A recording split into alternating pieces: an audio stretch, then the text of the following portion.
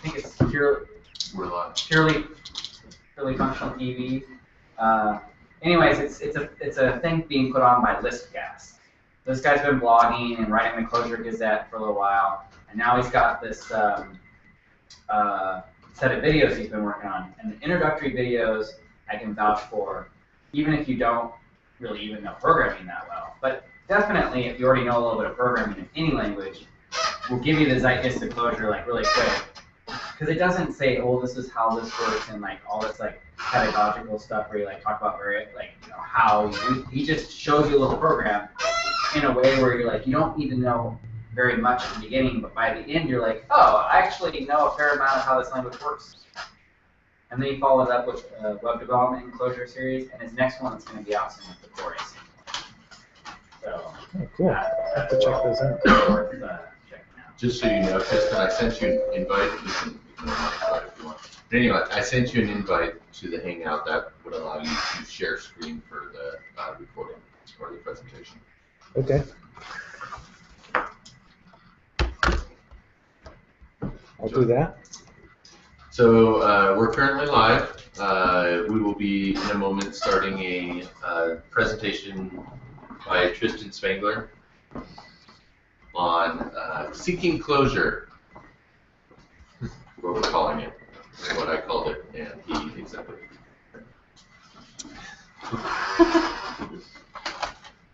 Well, if you're going to make movie references, then when you say go live, you got to make a reference to what is it, Bill O'Reilly? He had a flip out, and he's like, we're going to go, we'll just do it live. Like, the cue cards weren't working. Let's do it live. We'll do it live. It's like we're stragglers. I know what you're talking about. The CA means carnitas. CA's carnitas. Do you have I any can go to that because it's right here. experience? No. Which is my favorite Oh. of the One thing while Trystan is, hey man. Yeah, have at it. While Trystan is getting set up, I would like to say one thing for any of our newer members. In the next coming months, one thing I would like to do is focus a little bit on not redoing, but looking at some of our early kind of like introduction to presentations that we've done in the past.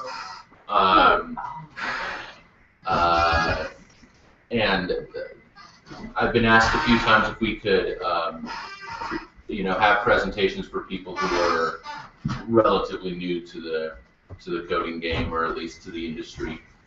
And so we may want to revisit that. So if I start pinging you guys by email or whatever, asking you to do presentations on fairly entry-level stuff.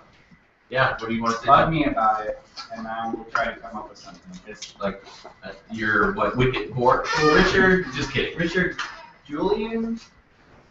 Anybody know him? Well, he hangs out at the lab a lot, Yeah. and they do a class here for beginners Oh, wow. programming. Right on. And I think they're using Python for that.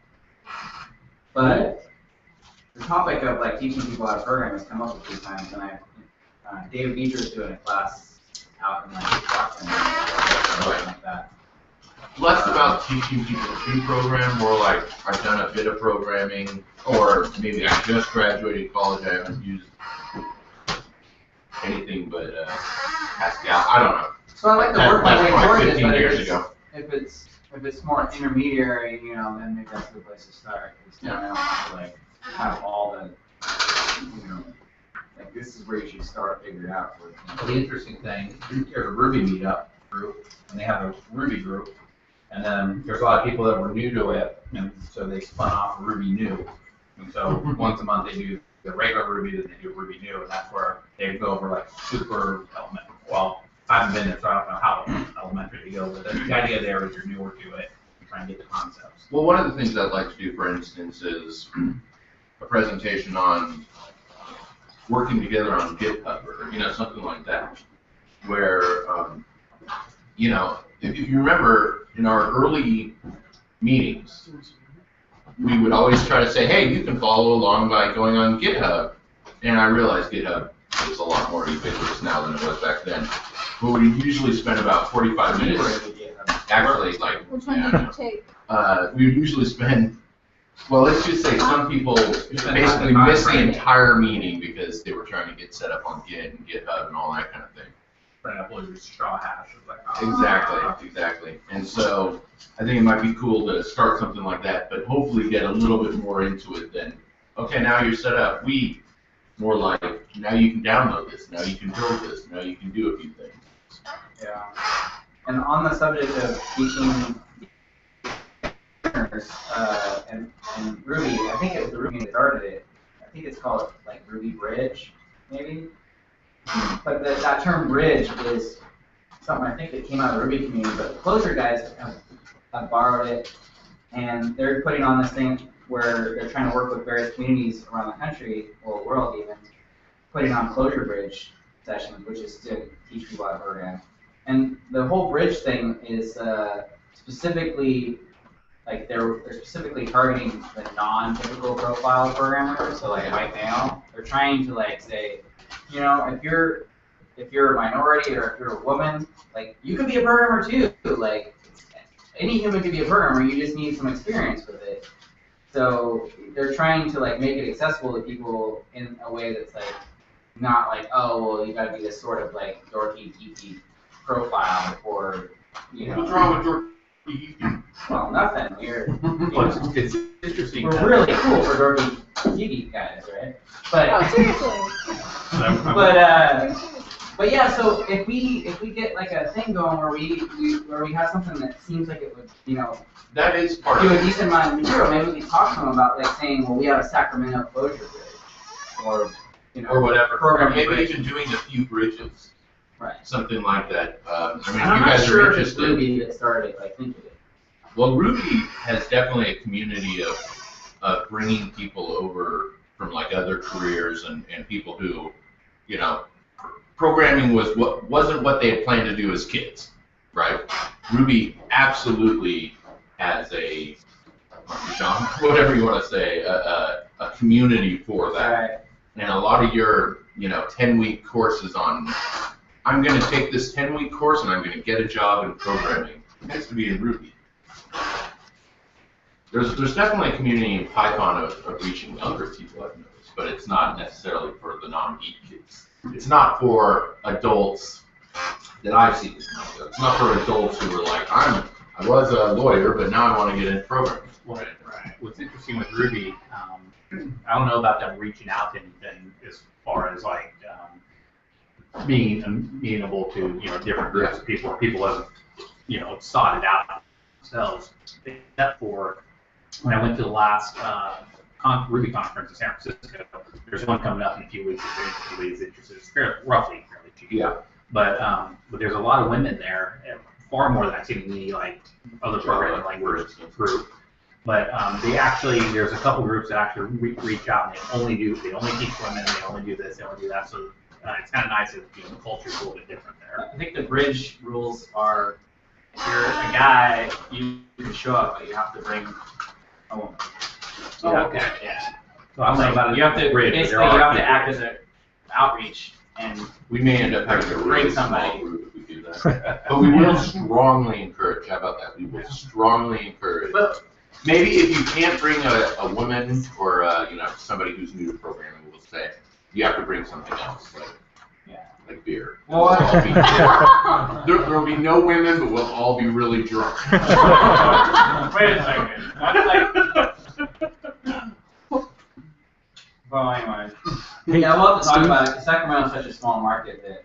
Could you send that invite to a different email? Yeah.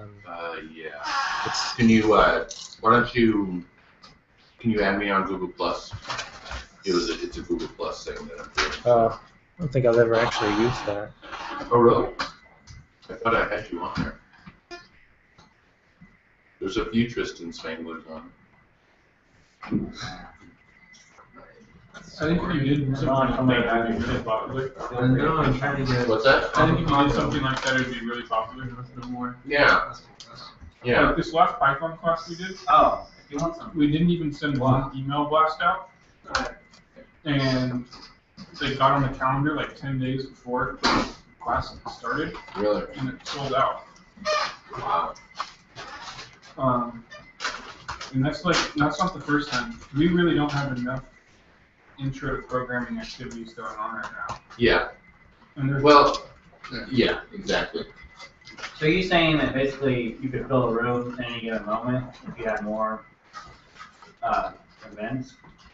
don't quote me on that, but in past, Well, I didn't mean to draw it so starkly, but Yeah. you're saying there's demand. there's definitely a lot of demand for programs. Yeah. It seemed like you could give the driest session possible and people would hang at your every word. It's true. Like this last Python class, it was like, did you take it? No, but that's how the Is this first the one session. that Richard's friend is doing? And It's he's not like Richard's friend, but yeah, Richard is like the lead coordinator. associated. He is a. But the guy's like a PhD in teaching. It was very academically oriented. I'll say that. Did It was. people take to it well? They seemed to be very enthusiastic, but I'm like, I it wanna wasn't take like the a class just to cool. learn This is how to programming. This teach is how it's it. cool kind of thing. You know, it Yeah. was like very basic and dry, and they just ate it right up. I was like, wow, I couldn't believe it. They didn't even have a project.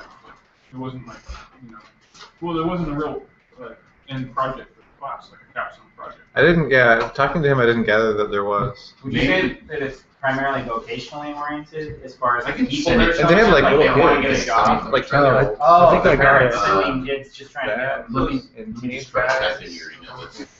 that's Your email and that I like can use for Hangout. like a total. It wasn't any dominant group at all. It was That's what I across thought. the board. I think I got it. I got the invite. There was you did? employees Yeah. from Intel there. Like See one of if my anyone friends knows is just like, just wants to get into programming. There was kids there. It's asking me if I'm going to watch. I don't know how to answer that. Just across the board. See. Oh, Like you see people that are like working at law offices or something, and they just want to get into it because they want to see how they can automate their workflow, and you kind of just bring that programming mindset back to their office. Like a lot of those types of people get into it. Yeah, that's the like general area that I'm most interested in is computational thinking. Mm-hmm. And not even necessarily writing code, but just thinking in terms of how computation works. And it turns out there's some books that have been around for a little while. There's one called The Phantom Toll Booth, which is a kid's book that's actually been around for a while. They made a movie of it? Yeah. Oh, I didn't even know that. I just discovered this one recently. let me try to invite you again. Well, I discovered that book via the recent Get anything? reprinting of Lorem Ipsum. It was a book that was only wrote in the last couple of years by a husband and wife team, and they did a Kickstarter for it. Is that live? And the people that, I guess. Oh, so they did an initial printing of it. You might still be able to okay. buy one of those yeah. original printings, but it's more a limited run kind of thing. And now No Star's just going to print it with like a different cover, but I assume like more or less the same material. And I was like, oh, this is really cool. Nobody's ever done this before. But I was Googling about it, and somehow, on Goodreads, I found somebody doing a review of it. It compared it to Phantom Toll Booth, and also compared it to even Alice in Wonderland. Alice in Wonderland. Well, Lewis Carroll was a mathematician, so a lot of people argue that Alice in Wonderland has a lot of computational thinking in it. Well, that's the whole. Yes, you're. Godel Eshel Bach is all about that, right? Yep, that's one. Yeah, except that one's not as accessible because it's not for kids. Yeah. Whereas like Alice in Wonderland is ostensibly, but you know what? Some people will just say, oh, but Alice in Wonderland is more about a political, allegory or whatever. But Phantom Toll Booth, I think, was actually written to be, because some of the main characters in Phantom Toll Booth are like rhyme and reason, like they're capitalized, like they're people, like they're. It's like his room, right? And then also does his home computers, and he ends up like in that film. Well, I haven't read the whole thing yet, but I started, and the idea is that he starts off in his room, Right? and he gets I this thought it was gonna be toll booth that's like made out of cardboard, and he assembles it, and then he already has this little like push cart, and he drives through it, and then he ends up in in like an imaginary land. Sitting there watching the So- video, like way back in the theater. It's like Like I always say. the constructed own portal version I'm of like just scared Narnia. boo, and then they just walk You out. try They're just like quiet. half of the teams were like gone. So they actually made a movie of that. Not this whole I'm pretty sure the song was getting like it was It wasn't like gone. Butter. It's the same title. I'm pretty sure it's the same title. There was. And There then was I also guess like you there were know other there's a people script, wanting like to an that existing one. book will call And then I like, guess like Minority Report I is saw like The film season. right. like a I can't line remember for its Divergent, book title and they right already now. bought their tickets. But- So the guys but were a letting Blade in Runner that one, is- people were leaving. Do Right. Open Ever seats. do Electric Sheep. Right. That's one sheet of And they're Electric. like, Right. you can watch it And now. so You can like, Yeah. still you not can like There's save cases where they. and watch the part that you didn't watch at the beginning. I always remember from Phantom Told with the ask for the dogs. And then like What are you doing? I'm the wasting next time. Wasting time. even more. That's the only thing I remember from that Even book. more people. I haven't even read that far yet. This is the beginning. Is that right? It's actually a really good book. It's like Yeah. It's the very beginning when he meets the dog and like he doesn't know the dog because the Still dog's nothing. been clocked. Nothing. That New that hang time is out. important to the dog. What is it? I don't know. I don't know. Tried clicking this one just for the heck of it. I love that. I've been reading. See what kids' happens. books. Video. I've watched it over and over. That's I cool. don't have kids, I mean, it's not. but I've been Oh, it's Google practicing. It's not giving me. Hold on. What happens if you click that? Let's just start your presentation. Oh, it'll just be a bunch of you talking instead of seeing your screen. That's all. Gotta get there early. Okay. Take the camera and point it at the screen. That's probably more useful. Do you need Feel this? comfortable or anything. Are you gonna I don't know. use this? If I, He's Alright, viewing well, that. You're going to. I'm just gonna It's a 7 you guys gonna out of use 10 on this? IMDb. That's Oh, pretty yeah, good we for should probably get that. IMDb. It's a Do you 7 want me out to bring it of over 10 there? on IMDb. So You 7 stars. let's have a. Yeah, most of them not get with me. 6. I'd say the average is Maybe a very short 5. presentation. I just remember being extremely Remember the two travel somewhere? Yeah, October 2000. Oh, here. There's one right here. Like, that one's from Well, that's PGA though, right? Oh. That's from like 19. Yeah. People say it's a lot of fun and Macs don't have EGA. Oh, Yeah. sorry. I can do That that. date I've got Okay, so it's on DVD. Anyone got a mini for? Yeah, it's 1970 was the original. That sounds great. That means a lot of time. You know, as soon as I get out, just go back and some dinner and. Yeah, I actually bought them while I was back. Just like. I had them in my bag. Yeah, at some point I took them out because nobody ever needed them. This is my first time. Oh, I know why. I've been Victor had one connected to it forever, and so I just didn't even worry about it. But You want me to go see if anybody has one? well, it looks like it's installing a What's it plugin, called? so oh, okay. maybe that'll. A MacBook VGA adapter, I guess. Yeah, VGA to mini port. You could I don't add. want Who should I ask? I kind of want them just Anybody who has a Mac. Like half the people in the first class. Yeah. They want to just contract where they can. Mac adapter. Well, they're gonna hire me during the acquisition. So And this- I said no. I'm gonna just go ahead and see if this Things are thing's very turn different from my on. life back then. It might have Then That's things right. I changed. just That's the plugged thing, it yeah, in. I don't know what to say. I said that, I said, well, I'm not gonna open that anymore, we already put the money in. Yeah. You have your for a year. You have Wait, I know what? The plug was No, I'm talking about this thing. There, turn on now. Everybody gets that way. So, because How to ask you I'll find out. the how important how do you automate your I'll probably check it. Alright. your Unix out of the box experience? Are you a homebrew user Yeah. or Mac ports. Mac ports? Old school. Mac That's ports. just what I use at work, so. I've been trying to use Gen 2 prefix because I'm a big Gen 2 user as an actual distro. And so I like the idea of having that on my This thing is Mac on too, now. but it's still Thing on. Yeah. experimental. That's not focused, huh? On a VM or are you overlaying it on your Mac? Oh, that's it. It's so Gen 2 prefix is It you can just install itself in a directory. Oh, okay. Yeah, there you It go. doesn't There you need go. root There or you go. anything. So it's Okay. on, ready to go. So you're running on your existing kernel. Right. So it's like Sigma.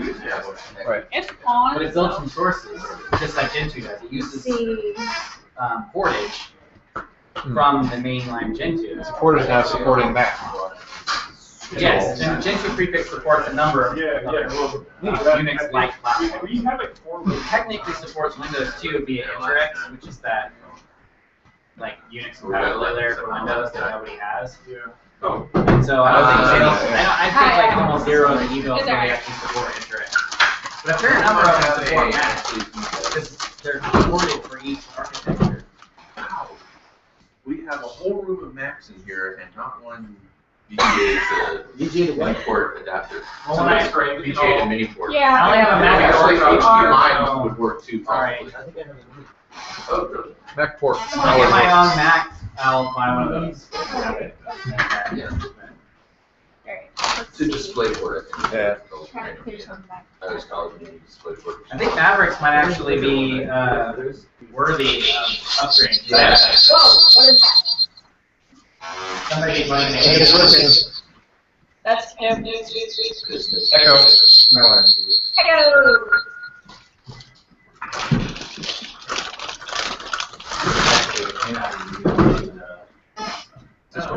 Oh, yeah. We might need that.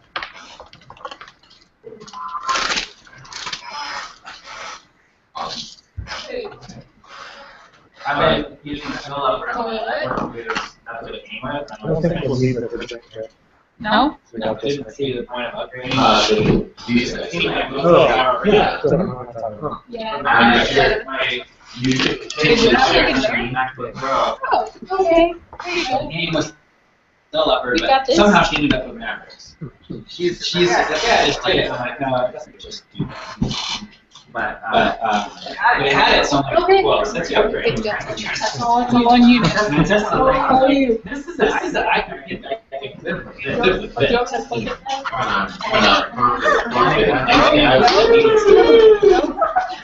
Now we're in.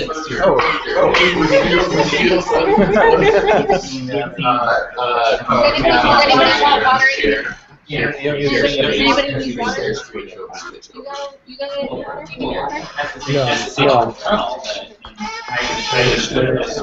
No, I mean, what's that for?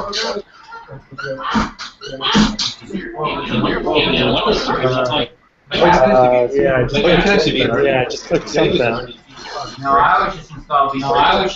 BNC. That's not right. That's like I just don't like it because it's too Right. and I don't really like the Microsoft. When I found that TS client right on Linux, that was awesome because we're going to Windows Linux.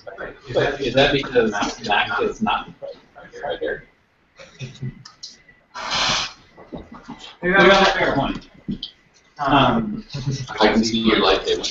As a general, you'd say, well, why don't you why don't you just this? And I'm like, I like using Gentoo. I like using Gentoo servers. I don't There you really want to have to like go around. Just give me go around and just give me some desktop and like give me a desktop and a browser. There's no And there's no And which desktop? right, and there's no and there's no Linux distro that I trust. Give me a desktop. Give me a desktop. It's like, well, okay, the Ubuntu's easy to install.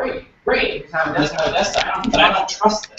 Like They like co-opted what what it is, Linux into like almost everything. Like, what's up? The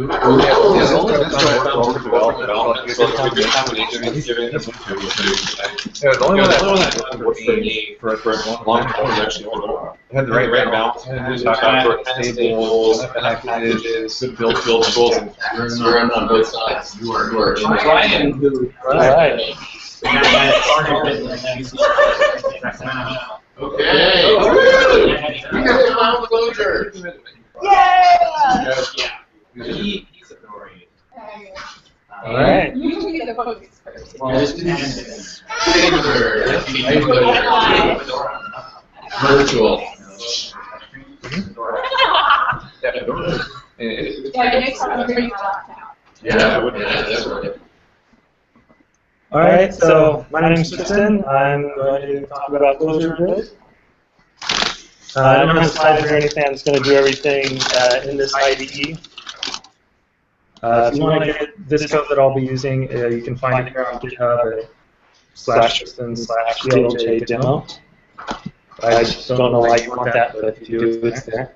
You can follow along at tryclj.com. It's a website with a REPL where you can type in Clojure and see what happens. Or you can go to lighttable.com and download this IDE that I'm using. It's specifically. Sorry, you're going to start doing micro. Yeah. Now I get to see things. Yeah, it's pretty cool. I've been playing with it for a while. A lot of fun. So you can download Lighttable, and once you get that running, it'll install Clojure and all the useful things that come with it. So, and everything. are you like VI or Emacs user in the past? I use VI at work. So what causes you to go Lighttable when there's, a lot of people are just using their existing editor and just making it have the Clojure syntax out of it? Try something new. Yeah. But like, is it actually better? I think so, because it's specifically for Clojure, and it's really Clojure scripts, and it's very tightly integrated. Is it like Activator or something? Or is it more like Vim? I don't know how to answer that. If I do an elevator pitch for Lighttable, when I get an elevator pitch for Lighttable, it would be Emacs for the modern generation. So it's got a small core, which is basically a web browser that's embedded in it for display, and then it uses Clojure script to script everything. So the whole thing is written in Clojure script. So it's a JavaScript runtime aiding with the browser. So it's essentially a web app. It's packaged up for local usage. So it's a local binary. But Clojure script is language, and so that means that there's no hard boundary between the program and the plugins. You know how like Eclipse has this core, and then it has a bunch of plugins, but it's very real and slow the way it's designed. Like everything has like, well, Emacs is much like the core is really exposed, and the plugins can all kind of like, now you have a problem where they can step on each other's toes because the way that they interact is so willy-nilly sometimes. My understanding is that Lighttable is like a better way of that. Yeah. Fair? Cool. Sounds about right. Lighttable is a good IDE for Clojure. So far, yeah, I'm really happy with it. And there's lots of plugins, and there's a whole community, and you get plugins that also will let you run Python and maybe Ruby and maybe a few others. Some people are using Ruby. I haven't tried it. So, you said it's a browser, you need to edit browser. Your time on this is a browser. It renders itself. Well, this is. Well, they have a browser. The browser is. So it's embedding a browser for rendering. All the rendering is being done by WebKit. Okay. So it's not like, oh, you just have your own browser and you're loading it into it. They're embedding a browser and then using a render. I mean, you don't have to use the IE section of it. It's not a browser. Right, it's just It's not like what they mean, where you just have that presentation that I'm used to, where that literally, you just open a browser and you go to their website and boom, you have to read that. And embedded is editor jobs. Right. This is still a local program, and it's still all that architecture as far as like, you're running your local computer and you're saving the local files.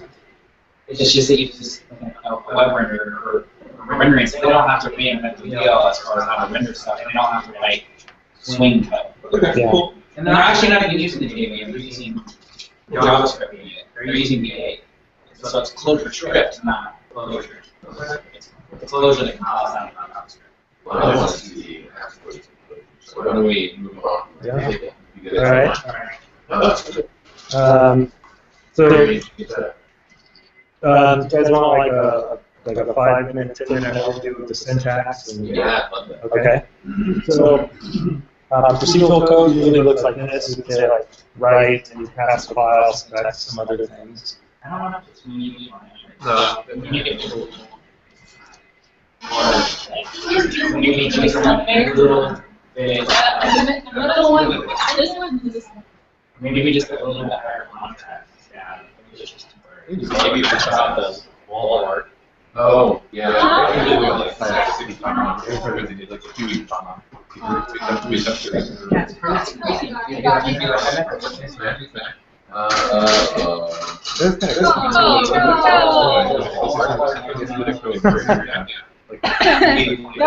because the projector's looking over here. Can't.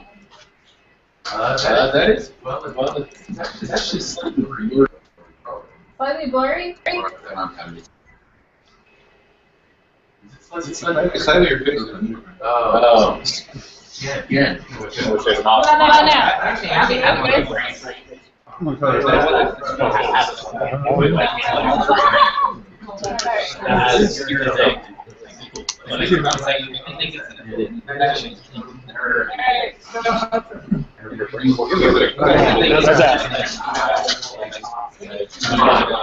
Oh, good.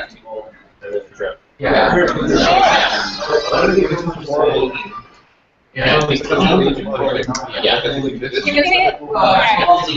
That's good. Alright, so procedural languages, you can do syntax like this. You have your function, you pass in first argument, second, third, whatever things you want. Object oriented, you kind of switch the first two around. And you have, all your methods live on an object, so you have to do object, dot method, and pass in the rest. Lisp looks like this, and everything in the language looks like this. No matter what you're doing, it's going to look like this. Two things to notice that you don't need commas. Commas are white space, so if you want to put commas, you can. Oh no! Why did it keep it? There are commas in each word.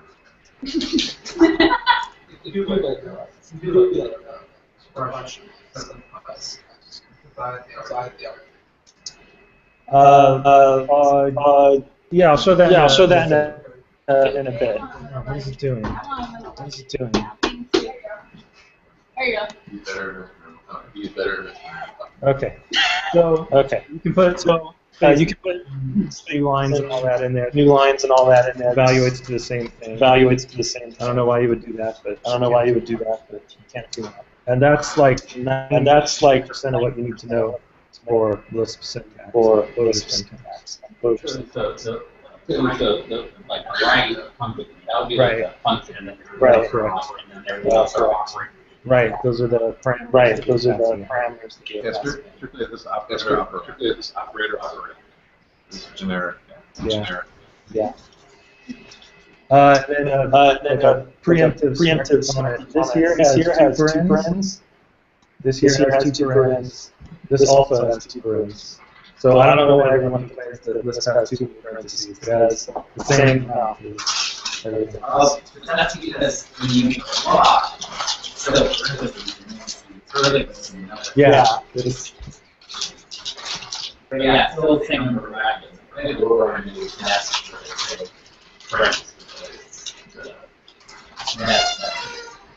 Yeah, there's that Russian all. Yeah. I all can see the passive and I have an argument because they don't have the Haskell really yeah. bracket free. Yeah, Haskell is clean in a different way. I think it's anyway. So here's an example. And in light table, whenever you have an expression, you can highlight it or just select that line and command enter, and it will evaluate it and give you the result right there. So that's just counting how many things are in that sequence. Does that use semicolon for the comma? Yeah, I forgot to mention that. Semicolon. Oh, I get it. The string is a sequence. Yeah. Yeah. Semicolon is a comment. For some reason, everyone uses two. I don't know why. Oh. The convention is 3 for a multi-line comment, like a block comment, 2 for a regular line comment, and then 1 if it's following the entire line. Following the line is, well, at least in a lot of them, that's pretty good. Sometimes. I figured they cut that a lot. But I think with the end of the line, it's comments at the end of the line are bad anyway. You know, there's something that's easy to get rid of, easy to throw. I don't know. That's not the reason it. Whereas the ones that are block level 3, they're really solid. Comments at the end of the line should always be right. Yeah.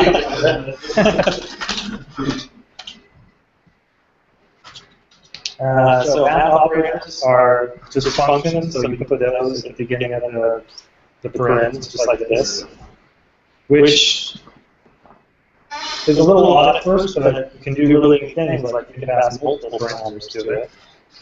You can let a valve thing, and then change one operand, and it will change the answer as you do it. We have any What?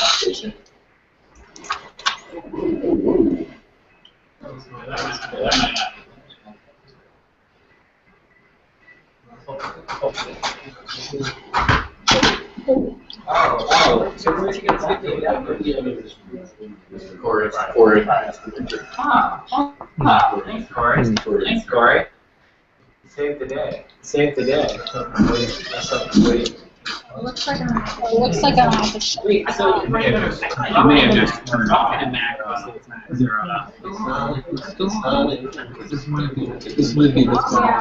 Yeah. This means on. This is Sure. Do you want to unplug it? And plug it back in? Is your cousin? You like the tool man? You like the tool man? Just unplug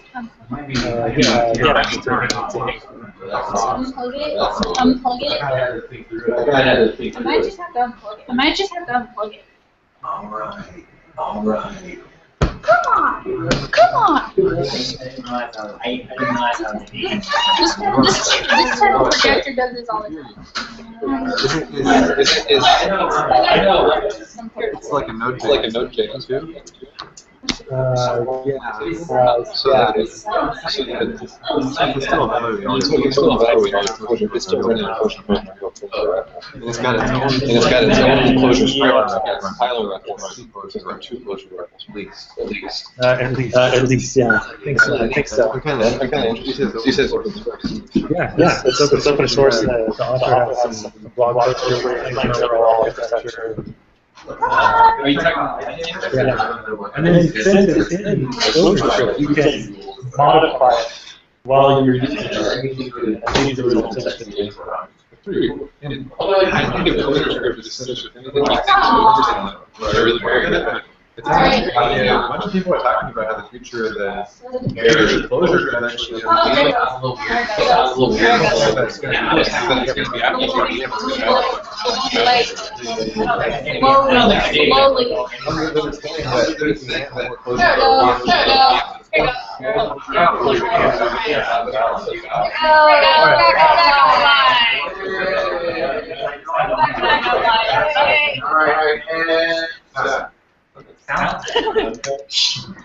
Yeah. All right. So, like I was saying, it takes a while to get used to having the math operators first. But one of the neat side effects of that is that you can pass in multiple things to it. Right.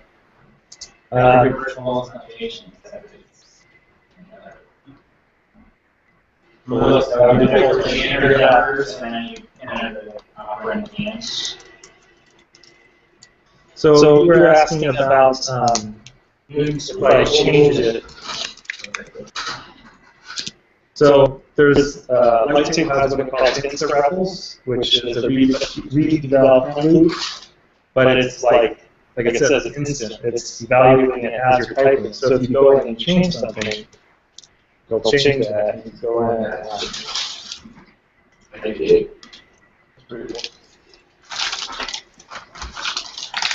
so they can do that. Or does it get it?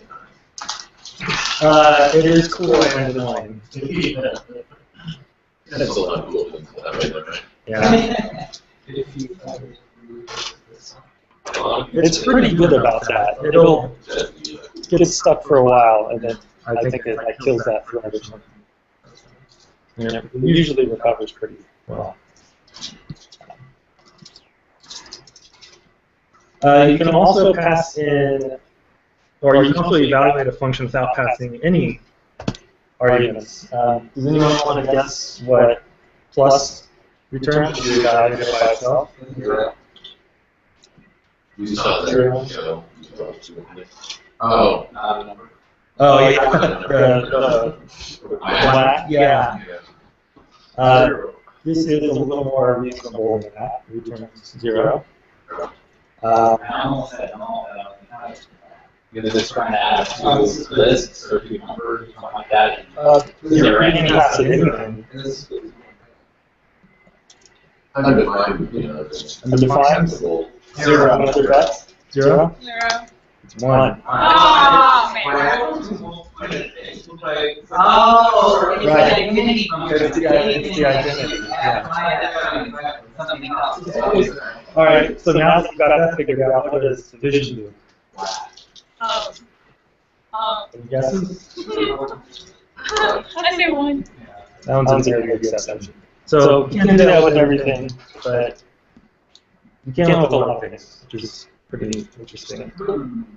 Quick general question. What's the difference in Clojure? I mean, basic difference between that and a common list? Like, is it trying to be the same, or are they doing their own thing? There's a lot of similarities, but it's not like backwards compatible. You can't just dump it in a list file and expect it to run. It really follows in the footprints, yeah, but it also changes a lot of things, yeah. I guess it's considered a list 1 scene, so it doesn't do experience things for macros. But if that means that it can do it list 1. And that is fairly connected. I googled this because I was trying to figure out the different list. So, common list is a list to do, and functions and variables have different namespaces. The problem with that is that if you have a variable holding a function, you have to call it by saying, you know, there's a function, it takes a function, and it will call it. The function is in a variable. But in list 1, if you have a function that's stored in something, and you use that variable as the first argument, it will just work. Is that just an artifact of being that I'm doing, you know, versus what a list is, or is that just by design? I think the original list separated the two because it's the only way to make sense of certain things, and then when Steam came along, they went great pains to figure out how to put everything in one namespace, because then your macros would be what they call hygienic. So you wouldn't have to escape as many things inside of a macro. And that's where I kind of offer it. I can't give you a distinct example of how they work differently. Yeah, that's different.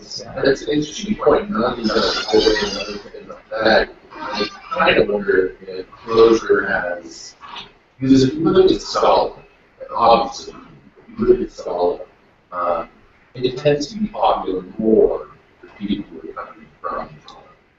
And I wonder if Clojure has the potential to reach out to people who have never done a job. Yes. Yeah, that's an interesting thing, is that when you look at the community, there's a lot of people coming from like Ruby and dynamic languages, and there's a lot of blog posts out there where someone will say, I've been doing Clojure for a few months, and I've like refound my joy in programming. Like there's that way of talking and thinking about programming, but then you also get a lot of like people coming from Haskell, and you know there's already command tutorials for Clojure, and like all the stuff that comes from Haskell. So it really does bring in all kinds of different groups. There's even, I think, a decent amount of buy-in from the pre-existing list community. But there's definitely a camp. It's like, this is not a list, or this is not. a good list or whatever. It's like, no, go to the column list. That's the way. Because they're just used to doing things a certain way. Clojure presents us with a whole bunch of baggage. So, syntactically and also from a library perspective, to what many would argue is a much cleaner way of doing things. So, a lot of people are trying to do things these days, right? Functional programming. And then the thing that gets mentioned less, but actually more important, and it's really key to making functional programming work, is the immutable data structure. Well, Clojure, all of the core data structures are immutable. Not just by default, they just all. That's a Clojure. The solvent has a collection of their immutable and immutable versions. So we got the immutable list, and but you pick and choose. All the data structures that come with it are immutable. That's what they are. But they're persistent, and that doesn't mean anything the same data or databases. It means that when you modify it, you get a new value. So if you have a list and you add a value to it, you get a new list. But the old list, it's reusing the old list under the hood. And so that's why the performance characteristics are, you didn't copy this and I didn't copy, thereby generating value. You're actually using the old value plus the new item. But the old list is still valid. So any references to the old copy is still there. It maintains, it persists older values through time. Changes. Using transaction. It's just using our object vector. If you're rolling references, they'll be kept. You're not taking references to the old version. You never get to see them actually. It would be as though I have a function here that takes a list for example. I don't know if that's an example.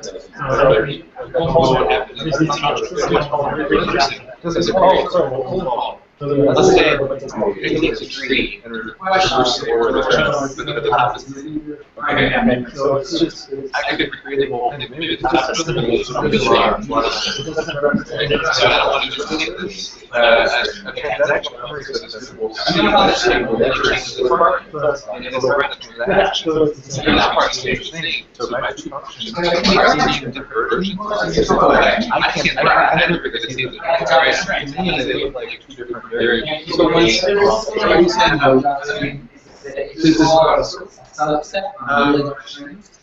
it isn't two separate versions that are totally unique. Yeah, because there's actually the one thing. I get that. It's like the worst thing and you figure like adding one 1,000 plus things and going removing one times. That's good. I mean, I think those are interesting things, the persistent data structures and software transaction. I would agree that immutable data structures, persistent immutable data structures, pervasively is Clojure's main selling point. And like if you were doing an elevator pitch, I'll only mention this. I'm not saying it's a bad word, but nobody knows what it means. And if they do know, it comes with a vaguely dirty taste to it. If they they're already either a listener and they know about Clojure, or they've never heard of it, doesn't mean except for the small number that heard of it but didn't tap. You're like, oh, that was that thing that was popular in the 80s and died. They're old. But if you say you can easily manipulate data in Clojure, then people are like, oh, how do I do that? Everyone says that about it. So with Clojure, you don't have tail call optimizations. Talk about things that are bad. Sorry, well, before we do that,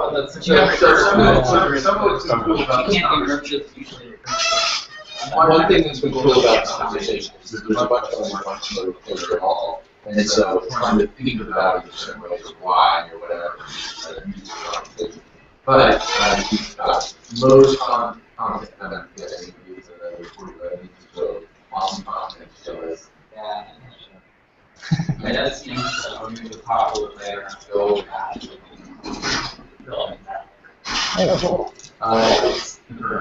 why don't we give Tristan maybe another 15 solid minutes before we go to break? Okay, cool. Okay, yeah, I should be able to get to this. All right. So yeah, comparisons, also prefix style. Does anyone want to guess what this is going to be? This is one. This is one. Yeah. This one's. I don't know. Yep. Yeah, I mean, you are aware. Yes, that's just looking at it. Sorry, what was that? Yeah.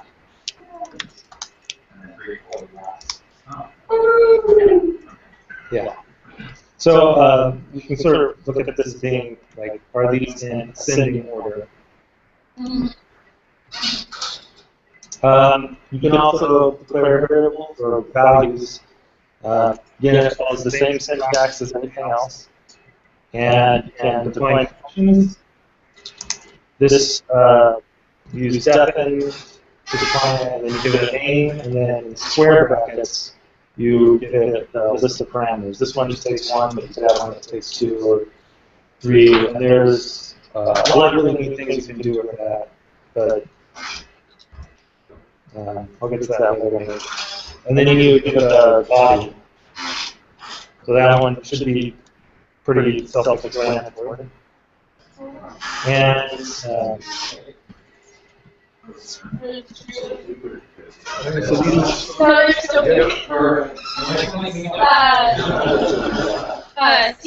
stands for Chinese. Oh, okay. So you see that somewhere. Sorry, man. It's fine, because we. Well, I have one so. Oh, you got 8 Well, I ate one of them. So, it's delicious. Oh, is it a conservative? all right.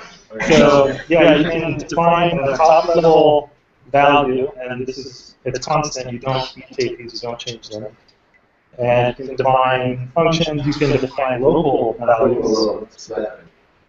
Defin is So def defines a value. Defin defines a function.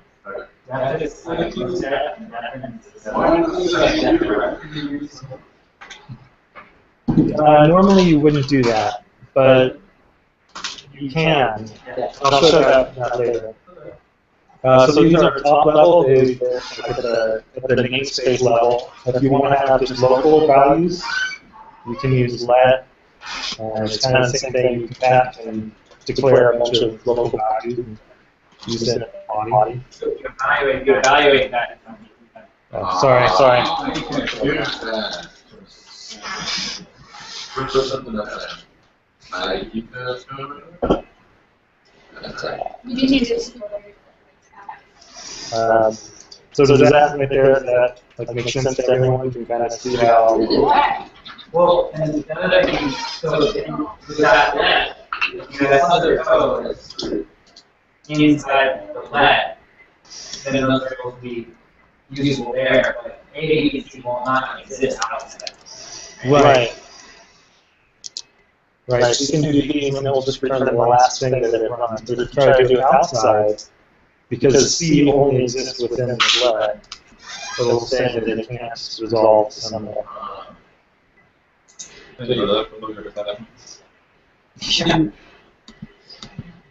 Just like Scholar, it really sucks you remind that you're running Java.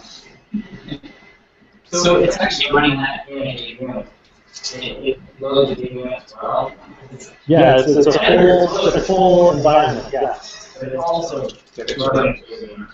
Yeah. It's the full environment, yeah. And it's collecting always to them. Yeah. I didn't realize that they actually embedded the AV.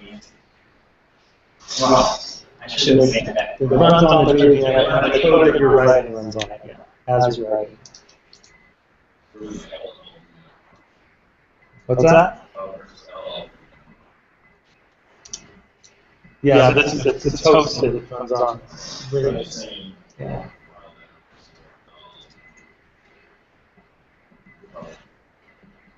Probably good.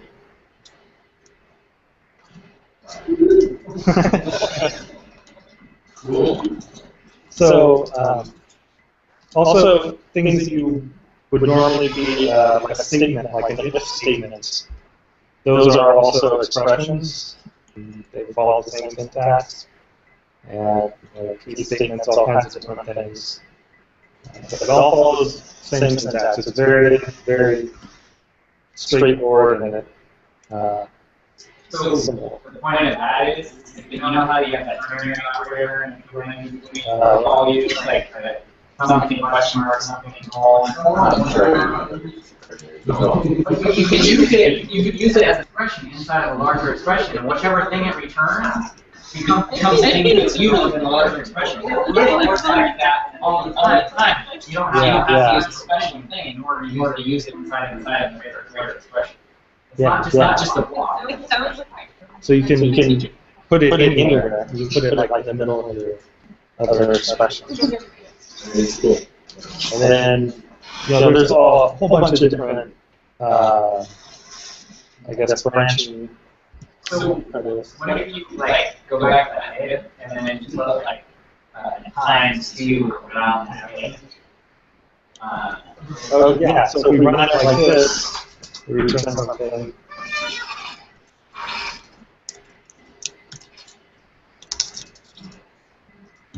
See what happened here?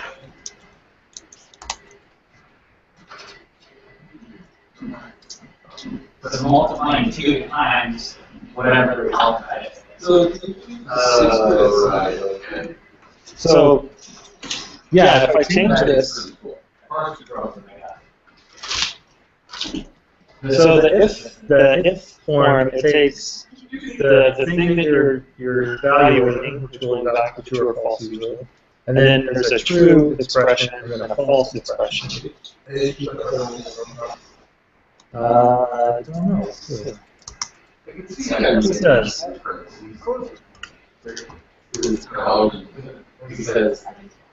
Because it's not necessarily differentiating between expression and call. Right. They're not different things. Right. It's all very consistent. That's the word I'm looking for. And for instance, if you have an ID like this one, it's obvious when you're off. Yeah, so I can see that. And then if you have something that's yeah, and it does cover them too. If you get to no, that's just the first and last one are great. If you get deeply nested, it starts all over the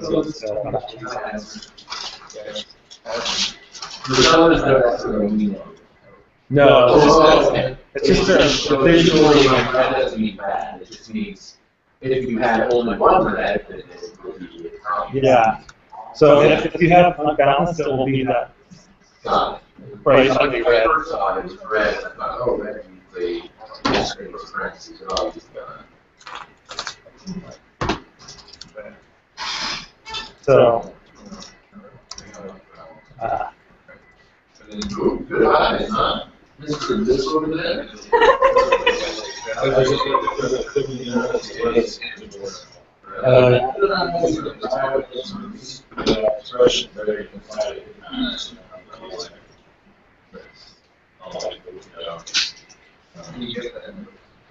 the only reason I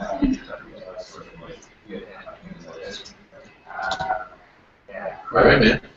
So that's basic function stuff. It does have built-in vectors, which look like that. If you would rather use the list syntax, then you can do that. That's just syntax trigger. It also has maps, which is just like a key value pair, like hashes in Ruby or pretty much any modern language. Again, that also has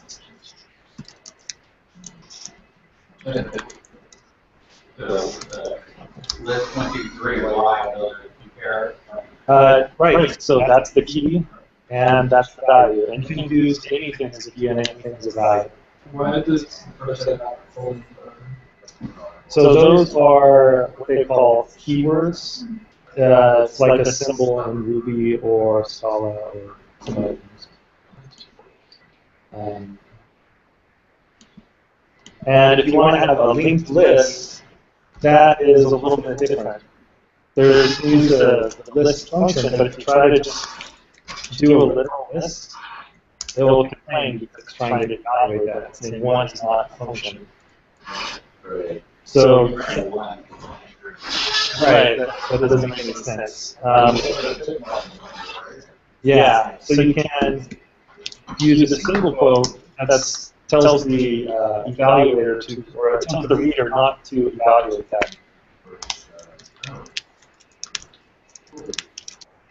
And then that is just syntactical sugar for a quote, which does the same thing. So it still follows the everything in the parens, everything is a function way of doing things.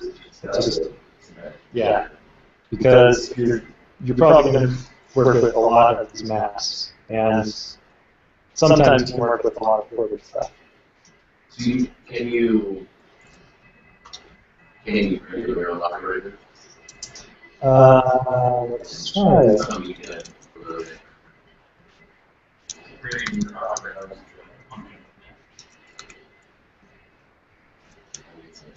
Let's see if it works.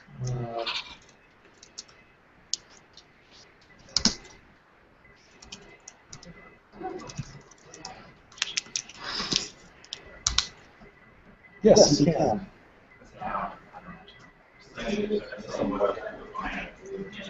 Yeah, the identifiers they're like very liberal with what they allow. So you can do something like So in a sense, it could either that's valid. Way more than you realize. Yes. It's all your functions are getting it, so you can't necessarily, or it could be. You could. Maybe. You could have a function and another function, but you have to do this different expressions, right? Yeah, exactly. That's, yeah, It is. I'll answer that in like 5 minutes. Yeah, I'll answer that in about 5 minutes. Yeah, that's true. So I think that's a valid identifier.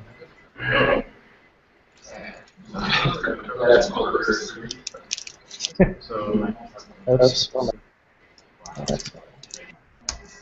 Yeah, so you can get pretty creative with your identifier names. That's a really bad name, but if you felt like it, you could. And you can define your own operators. So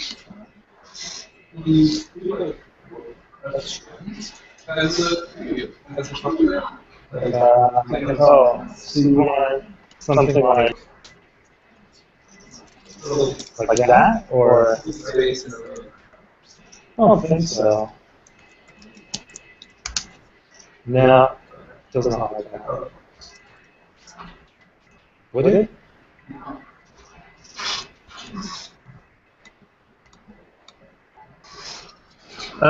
So yeah, that's some collections and playing around with defining operators and all that. It comes with all kinds of higher order functions like filter, map. This is something I just found out last week. Remember when I said you can oftentimes pass in multiple arguments? So you can pass in one thing, it will do pretty much what you expect. It will apply twice to each one of these. But what do you think that?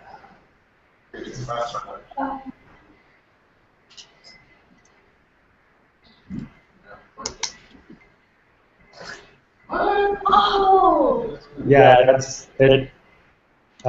In language like Haskell, it's called. It would be like zip with addition. Does that make sense? It takes 1 plus 4 is 5, 2 plus 5 is 7. Plus 3 and then 2 afterwards. Without the whole square root. And then it would just have them on. Sorry. It's through the give it the first one. Oh, I see. Yeah.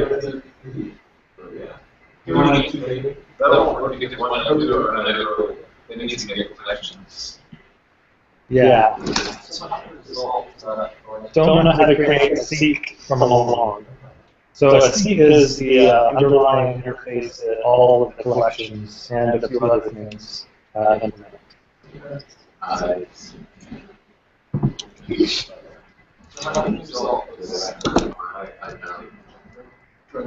That's a good question. So these are vectors, square brackets, but it's returning a list.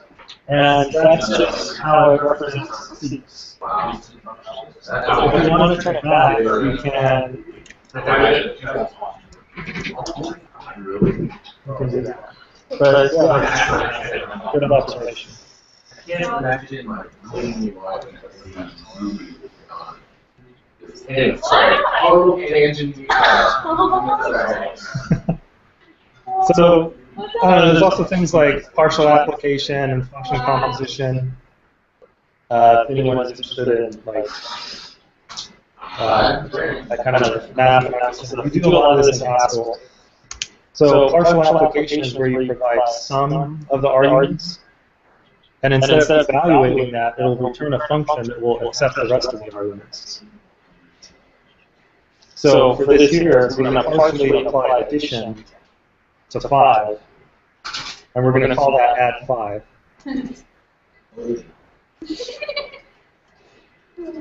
So you have add 5, and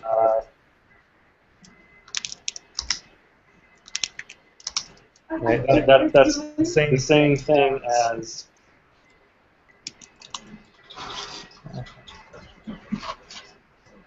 So it's neat once you see that, and then you go back to object-oriented language, and you work with like dependency injection and constructor injection.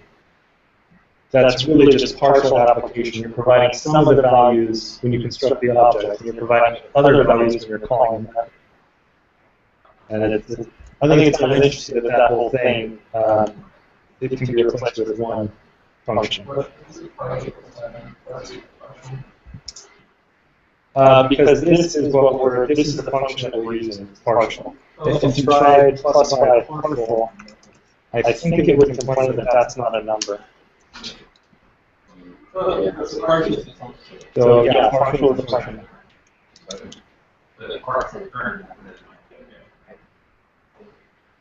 Yeah. So partial application, that's really cool. It makes it really convenient in the size to work with functions and assemble small functions into bigger ones. And then there's also function composition, which is another way of gluing them together. So that's the same as saying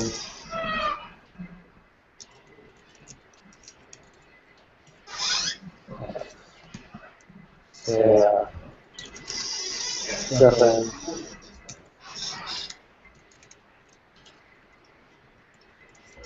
So that's the same thing. It's just there's fewer parentheses, and I think that can be really convenient once you get a lot of your work. And then this dot and off. It's curious how certain things are really capable of it. You know, other ones don't do it painfully. Yeah. And a large part of that is because the syntax is so straightforward and so consistent. How can you say it's the other way around? It's only doing object. One of the things I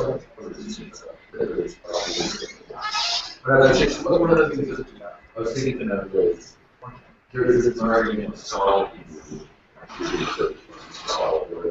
and it's all a solve you say no, yeah. I would say yes, it's kind of right from a strong practice ID or solve implicit is just possible. Well, it's still a compile time error. The implicit isn't available. Right, finding it. But sort of finding it is the one. So, yeah. I would much rather have the figures than implicit. Yeah. I'm just thinking part of that. Why would the direction ever not be a good thing? Well, it's a question whether on the server library is it's something you're not doing with injection. You're doing dependency injection. It's just you need it's a language value to do it. And those are the answer is yes. They're there. So it's incredibly similar. Yeah. In Java, it's That's why. all like it's all like you do it with a language. It's a big argument where some people do it. Yeah. Not real math. That argument comes up with everything in Scala. Though. I mean, it's like here's 20 different ways to do things. Have at it, and then everyone argues about everything all the time. So is all this wrong with control? Everyone knows how to do it. Why would you say it's a Let's go. But how do you say it?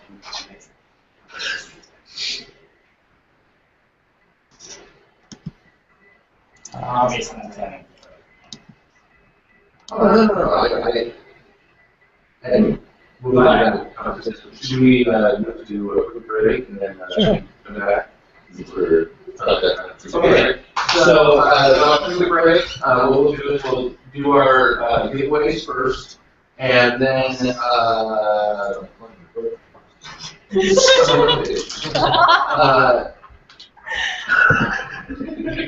sorry. You were going to say just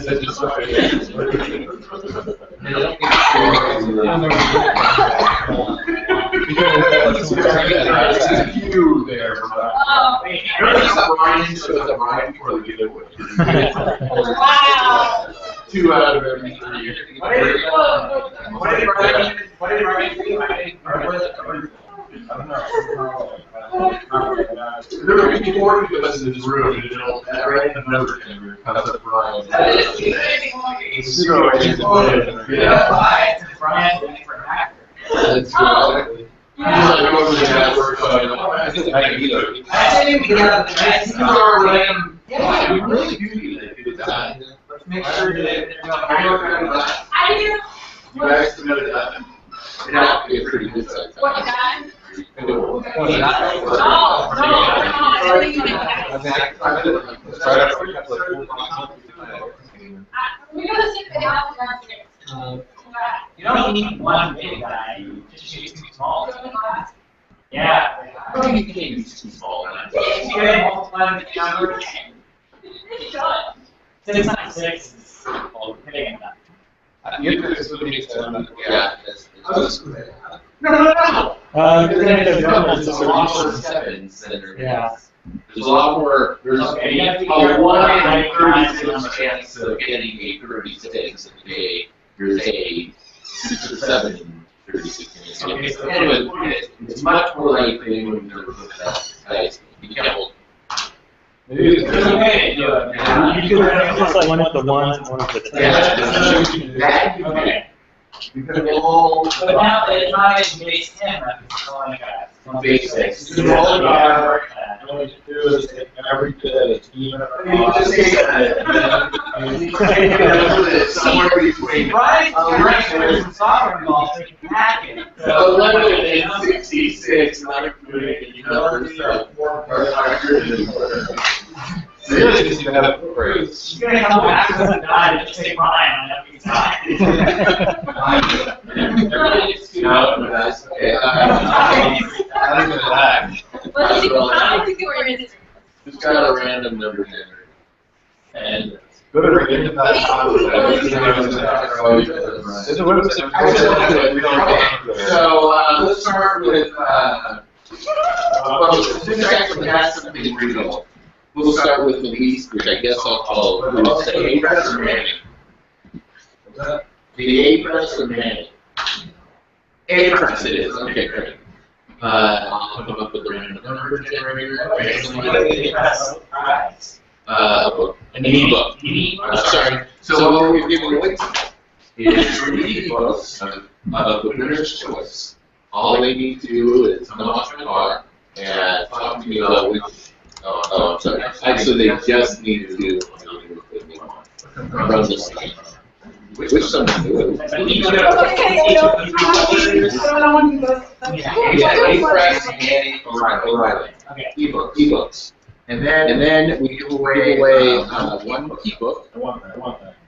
Yeah. Yes. Brand prize for anyone who wants it. If I line up from now, like, I have people. No. Hey. Last digit in your last bit, you can get the last letter, last number.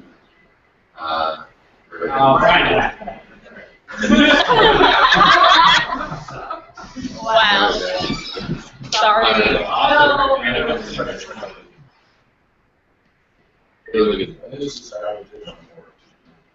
Random.org. How many of us want to win an ebook? Me. No? No. So I'm still going to count because we're all going to keep our same numbers. So as I go through, count up your number, remember. 1, 2, 3, 4. 6, 7, 8. You don't really do that.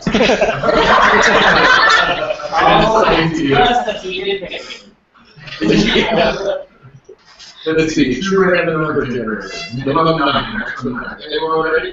Can we go with maximum 8? Yeah, okay. First is ebook create press. Winner is 7. Press. Number 2 is. I was about to change the next number. Number 2 is the ebook from Annie. Huh? Who doesn't want an ebook from Annie? Yes, me. I know. Corey!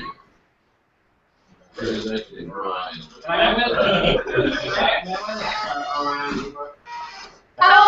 don't want that one. O'Reilly ebook. You want to know O'Reilly ebook? Yes. Okay, so everyone's in the game.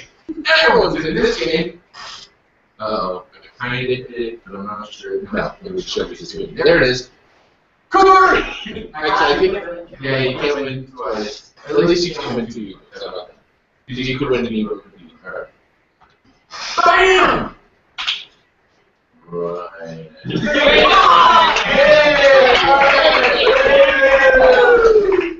is really tough. This is the O'Reilly ebook. In fact, this one comes with a physical piece of paper. That's a little cranked up.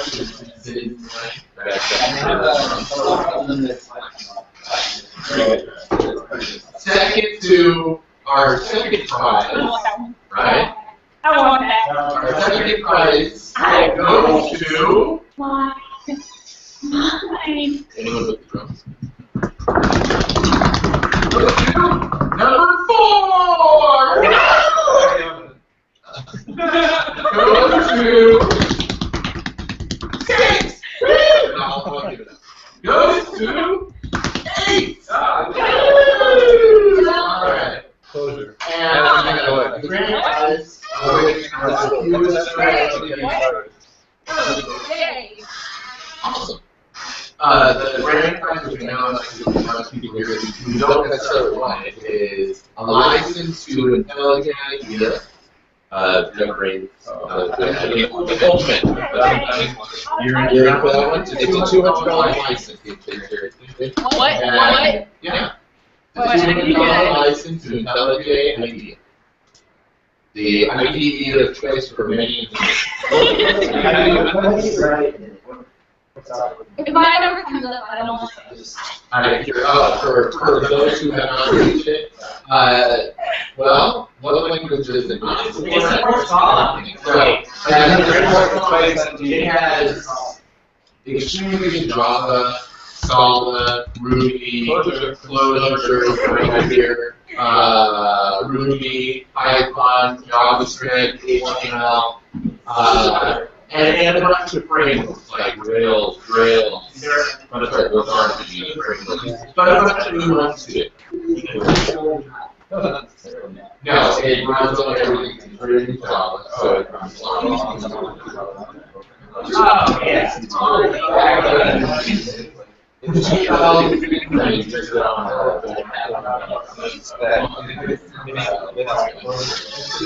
So, this is our grant prize for tonight, and I know some will say no to it because they already have a license. I actually will say no this month. So, here we go. Ready? 7! That's 2! I already won and sure? Yeah.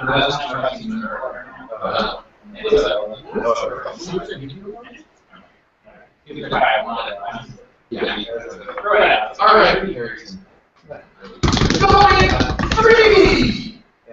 No, you're trying to get out. Okay, 7, 8! You want? You want? Awesome. Woo!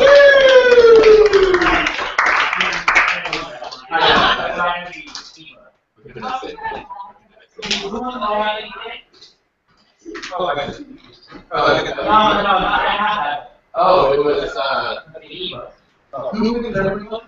Brian? Oh, right. Yeah. So, what do you want to trade for that? It's alright. Brian's a man of many words and letters. He thought he used ebooks. Why do you want to do it? Well, I have, so he has unclaimed prizes. He wins so many. It's like, he keep straight. I'm going to keep it. I'm just going to keep it. I'm really trying to steal it. That's alright. Hey, just spin it again. oh yeah, There you go.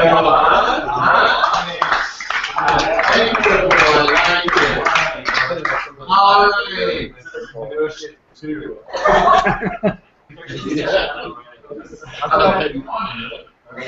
All right. Do we want to put bio and water break? Yeah. There it is. I like to do We only got 30 minutes. You guys want to press through, or who needs break?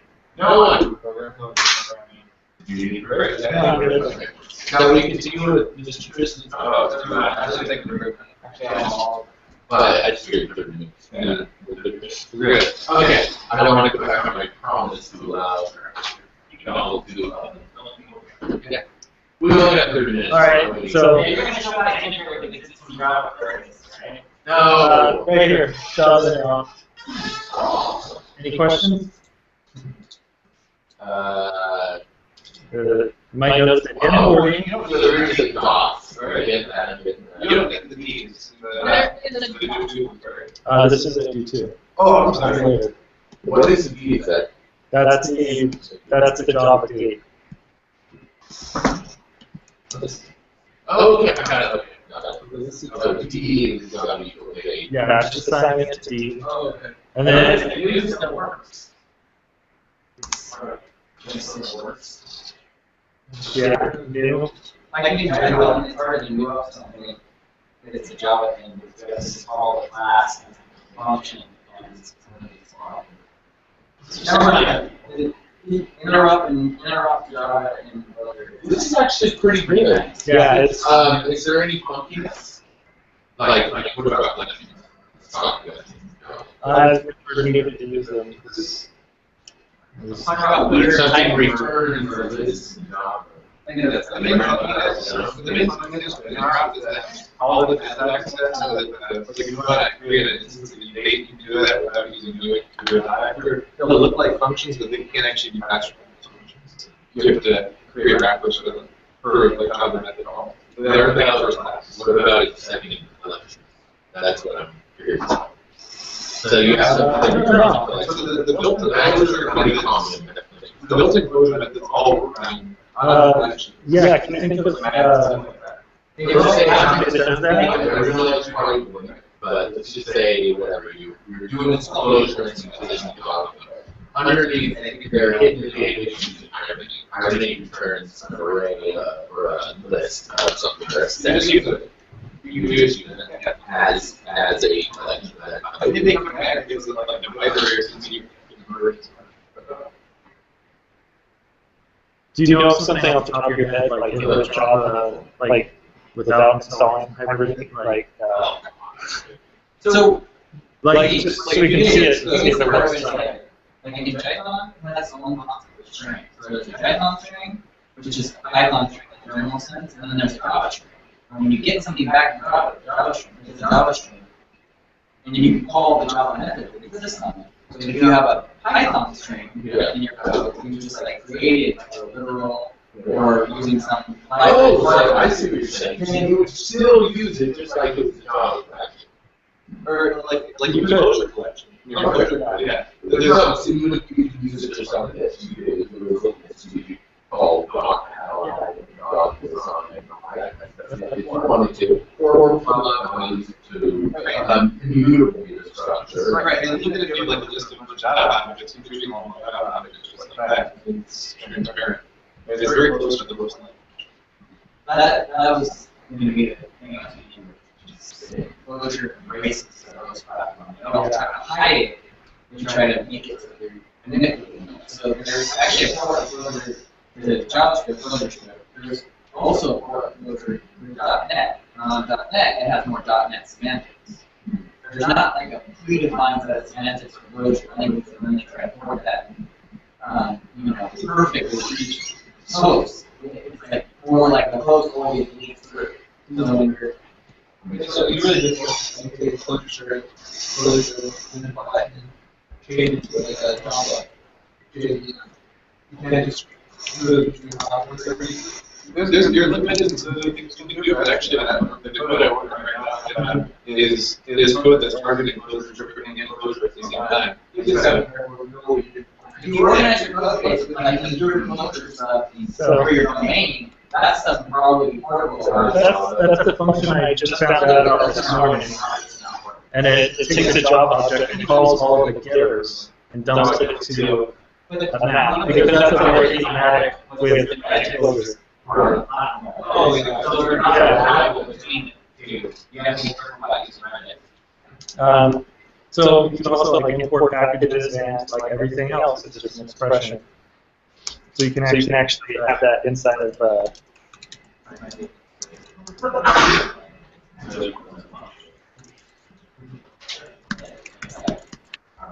That's probably not a good idea to do that, but if you felt like you could.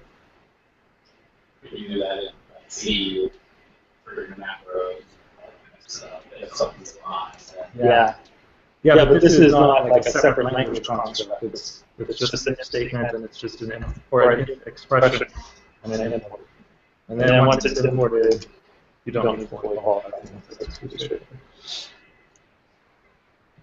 Why did you do the if true import? Just to show that this is not like, it's not like Java, or a keyword. Yeah, It's not a simple. it's like everything else. Right. So this is the most complex function that I'll show you. We can just skip over and it recursively swaps the first two of the list. So if you give it one thing, I forgot to evaluate it. If you give it one thing, it'll return that. If you give it a list, it will swap the first two.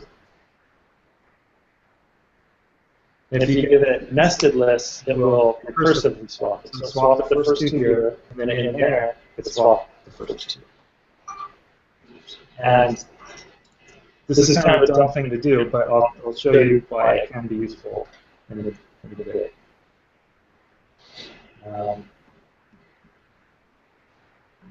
So macros, I think, are one of the really, really cool things, and do a lot of really neat things. If you have a function that takes a list and does some stuff and returns a list, you can give it code instead, because in lists lists and code are the same, right? It's the same syntax. And so if you have a function that takes code, does some stuff, returns some code, you can run that when it's getting compiled, or actually just before it gets compiled to bytecode. So you can do a lot of really interesting things with that. So we could take that recursive swap first too, that I just wrote, and we'll define a macro called OSyntax1. And now, if you call it with an expression, you don't have to use the list syntax of having the function first. This will swap it around so now your function is the second thing. And your first argument is now the first thing. So it's more like when I started out, I had the file.write. Yeah, that's kind of quirky. Yeah, you could do, although I never use that one, it looks, is that it? I think also uses that. I think Clojure on the right, yeah, it said that there. Oh, so then it's one token, so I'm going to rewrite that then. One of the only things is that you So now you can do it like this. You know how earlier it was dot set year and then the date and then a 1. Because that's a normal Clojure way of doing, or list way of doing things. So that's one very simple, straightforward macro, and you can kind of change the order. That gives you more power to Way create a bit more human readable. Right, you were talking about DSLs and or all kinds of different things. True. The funny thing is, I think DSLs are overused in a lot of cases, but I think there really is a market for human readable stuff. Yeah. Right, meaning like you don't have to be closed. No. Human readable meaning I'm not a Clojure programmer, but I would like to know what this is doing. Right, so I can show somebody else who's never done any Clojure. I'm not saying you can write things like Java. I mean, I bet if you were determined enough, you could write a macro that turn COBOL into Clojure. Yeah. You could, because of the limitations that Clojure has, but you don't have to limit. That's the thing you can start with a little tag and then just turn it out to the JSON. Because the difference is that in Clojure, it gives you the reader macro give you the following. You see the term a form. A form is the beginning of the parentheses. And the reader macro, which is this little pound sign plus thing that precedes it, it only gets that, whereas it doesn't make it stream. And again, you would choose when to stop pulling stuff in. So therefore, you could just pull COBOL. So unless COBOL could be contained in Clojure form, which I mean, I guess you could. Now the list ways that you're doing that are some actual strings, and this is always nice too. Yeah, so there's a list. Yeah. So you see some really good SQL DSLs. Yeah. In Clojure. That'd be an interesting thought right there. But anyway. Yeah, there are interesting possibilities. So here's this is one that you use a lot to do Java and off. You just give it an object and then you just keep using it. But this is not like built into the language. It's just translating this. It's just taking this, putting it in a let, and then putting it where it belongs or where it needs to go. So there's a lot of interesting. Yeah, it's a macro. Is it? It is. Definitely is a macro. So if you do.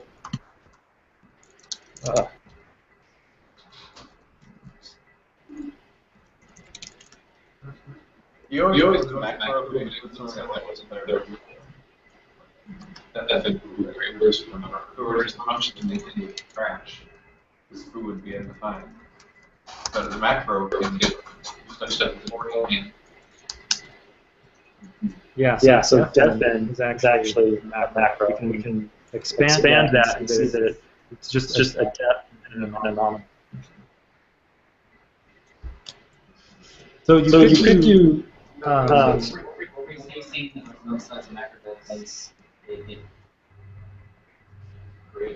Oh, if you create your code, you know, let's say I had, if I had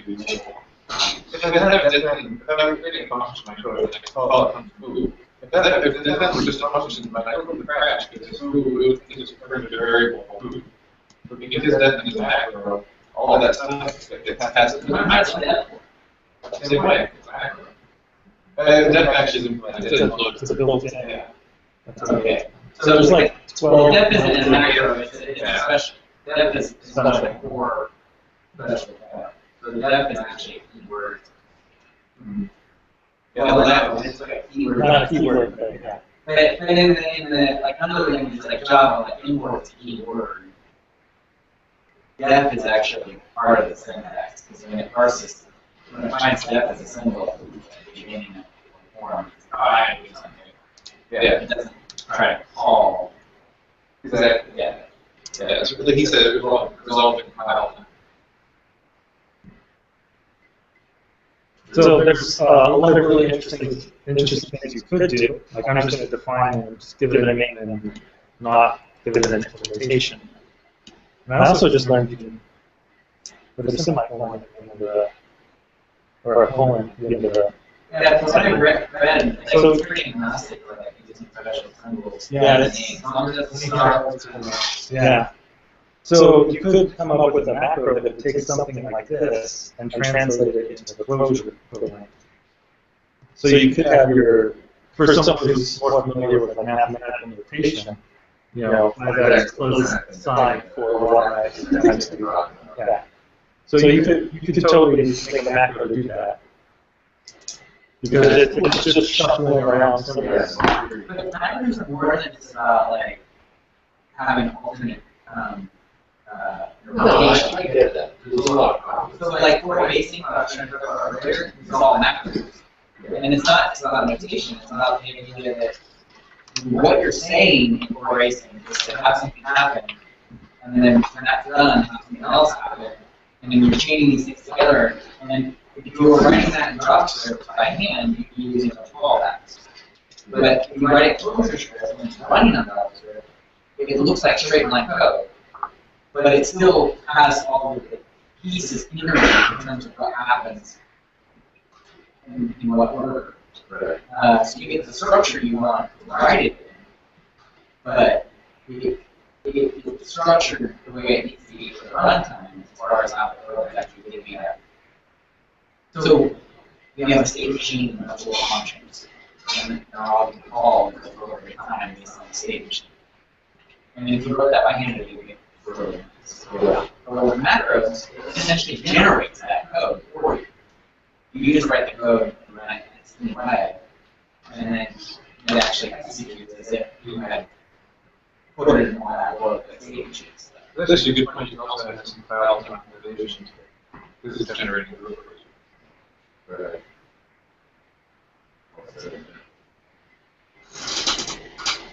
The only reason I wanted to say that is I just wanted to make it clear that macros aren't just like this minor trigger. Right. They're actually a very deep part of what the language is capable of. And just like any really powerful tool, they make possible a whole realm of things that weren't possible without it. But it's also possible to do hokey stuff. Well, it's not just hokey.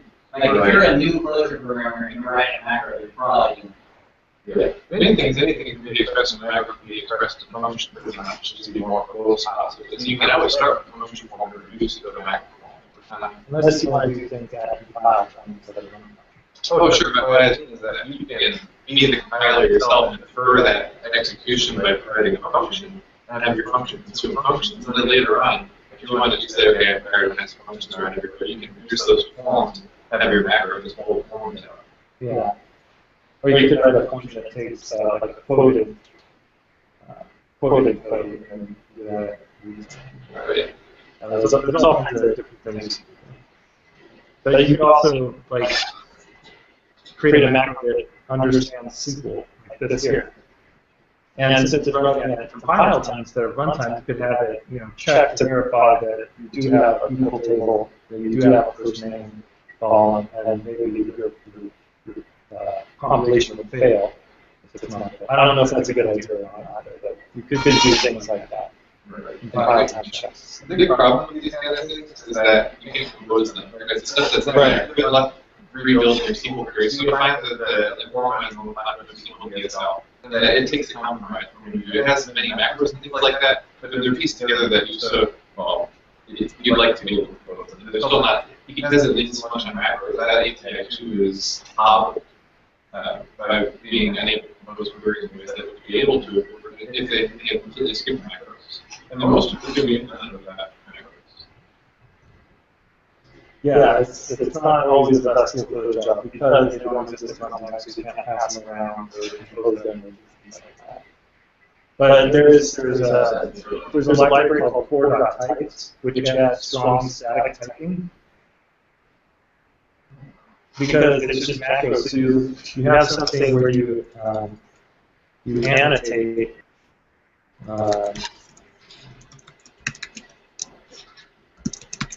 I've only played with it a little bit, but you would call something like this, where you annotate twice, takes a number, and returns a number. And then that's a macro, and then there's another macro somewhere that says, okay, take all these annotations and all the code you've seen, and then verify that everything fits together correctly. Isn't it funny that that's kind of, maybe, well, so that's kind of solid like right? What you just did. The way you define that function, right? It's kind of solid, or you could maybe say solid is kind of political in that way, right? But like, you know how in solid you can say, my type implements this function. You can actually draw out the function as opposed to function 1 or whatever, right? This is kind of like that. Yeah.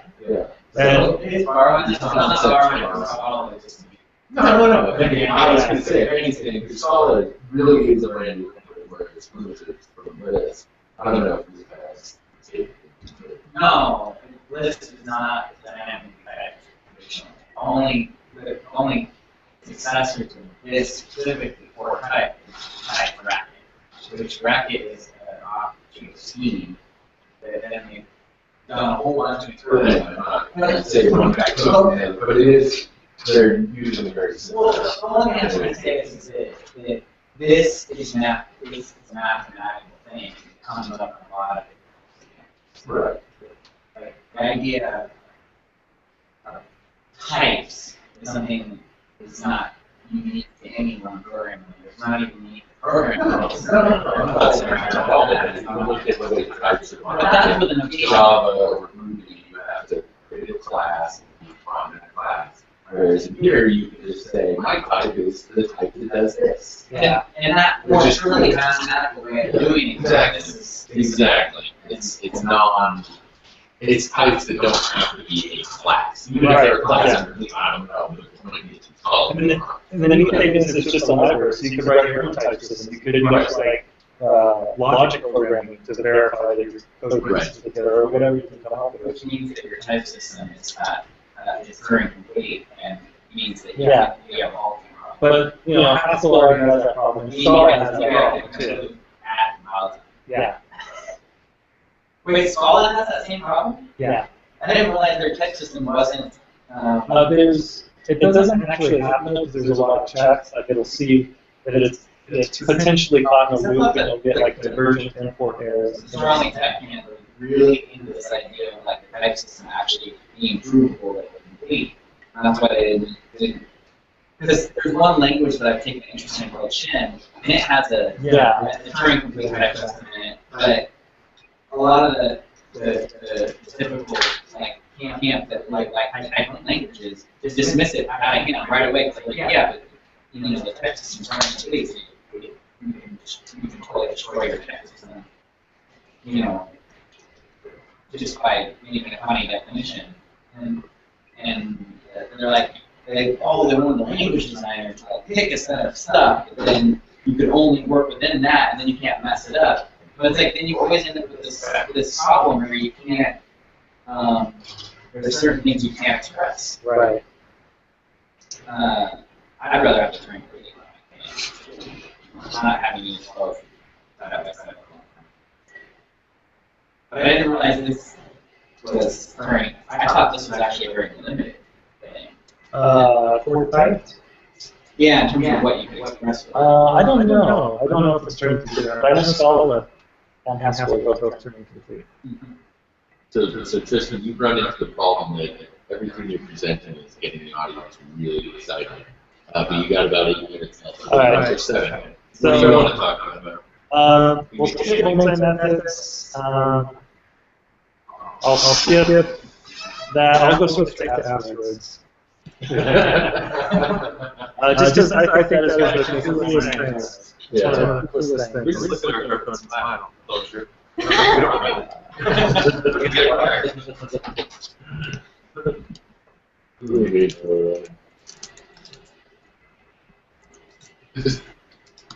Is it just me, or is there something that sounds like sounds from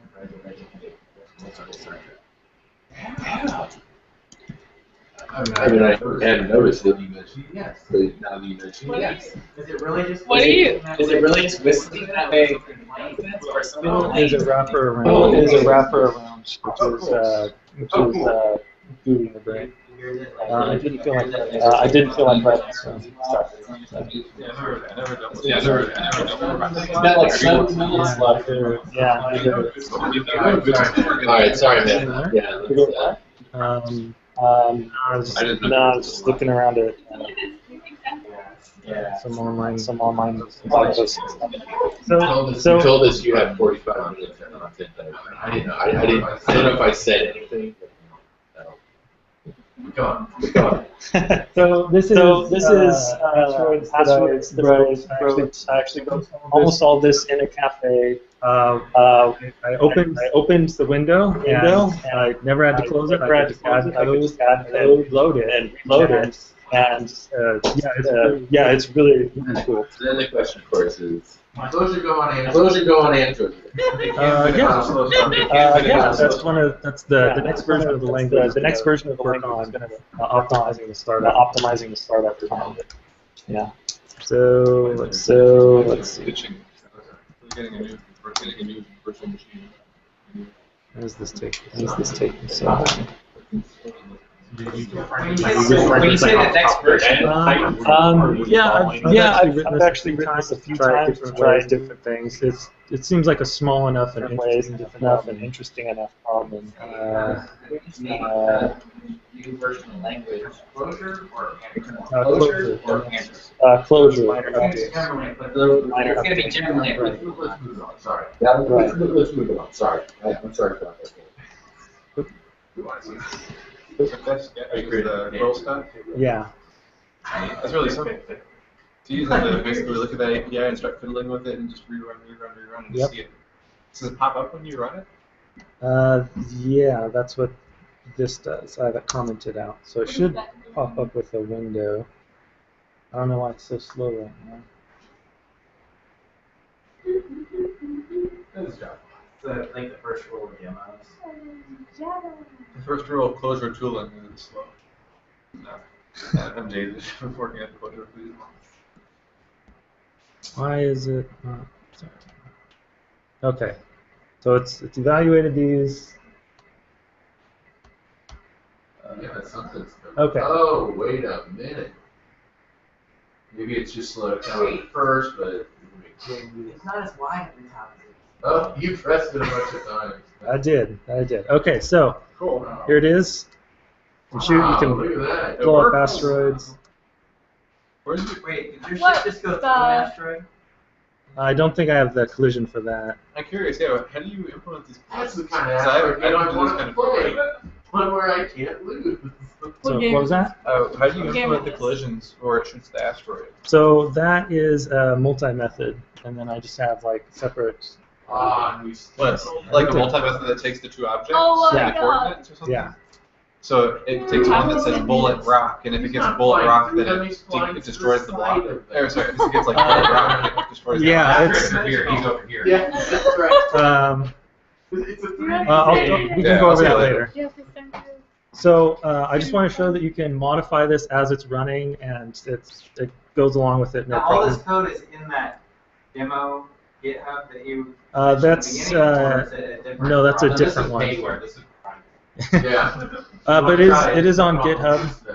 But it's got its own project. Yeah, it's. He needs some royalties. You signed the NDA, right? You No, came I in, didn't. NDA is by the door? So, Can you just kind of like, when you get stuck, scroll through the whole thing's just one. Yeah, I have it all right here. So I have some simple global constants. I have a constructor. It just returns a map because that's what you use for just about everything. I have another one that takes that constructs a bullet based on where the ship is. That's cool. I have new asteroid. This one, there's actually one of the things I didn't tell you about was that you can give multiple implementations for a function. So if you don't give it any parameters, it'll just create a random one. But if you do give it a parameter, it'll create a smaller, slightly different version of the parent. So it will be the similar position. that's how you do the blow up. So Yeah. Then I have an atom. That's a whole nother presentation to go and things like that. This is basically one mutable value. It's not actually mutable, but it's game, right? yeah, it's the entire game right here. So it's really easy entire to state of the game is one immutable value. yeah, it's really easy if you want to do persistence or I think if I press P, it will dump it all out to the console, and I can see the entire Can you thing. modify that code really quick? Like, wouldn't it be fairly trivial to have it keep a few of the older states and then roll it back? I don't know how to do that off the top of my head, No? but I'll change this to def once because normally if I reload this, it'll overwrite the game state atom with a brand new one. But this will keep it, so I can keep loading it and keep the same state. So how do you, like, that's kind of fiddly. Well, I guess a lot of programs are only have one of these, but it's like you're having to modify your code in order to put it in testing. Not necessarily. But anyway, that's a different thing. So collision detection, pretty straightforward. I use a multi-method, which I didn't cover, but that's how I do a collision. So if a bullet collides with an asteroid, you update the bullet. I use this timed alive because they time out after a certain amount of time. They just disappear. So this is just sort of flagging it as dead. If an asteroid collides with a bullet, and if it's too small, we just say it's dead. Otherwise, we say it's dead, and then we create two child asteroids. And otherwise, we just return the thing. We don't do anything. And then there's a few really small, very simple, straightforward functions for like wrapping around the screen, the thrust of the ship, moving, you add velocity to the X and the Y angle. Wrapping around. So have you done this game in other languages? No, I haven't. Oh. I've just tried it a few different ways. But imagine trying to write this in Java. Yeah. So here's like the main update function. It does collision. It collides a thing with all the other things, which is like the worst possible way to do that. But it's fast enough and it's straightforward, so that's what I went with. Is it at least like leaving out the combining it with itself permutation, right? No, but that just doesn't do anything. Like asteroids can collide with But it's asteroids. literally doing all the permutations. Yeah, it's even in itself. squared. Just because that was the simplest way, That's the and the easiest frame to rate find. is fine. So basically, it just takes this, passes it through all the functions. There's a few different ways to write this. Else you do an asteroids. I mean, that's right. or is that? I remember the old days when you just write the code to like work with the clock section. Promoting children is kind of interesting because you can't, like everything is working on just individual things.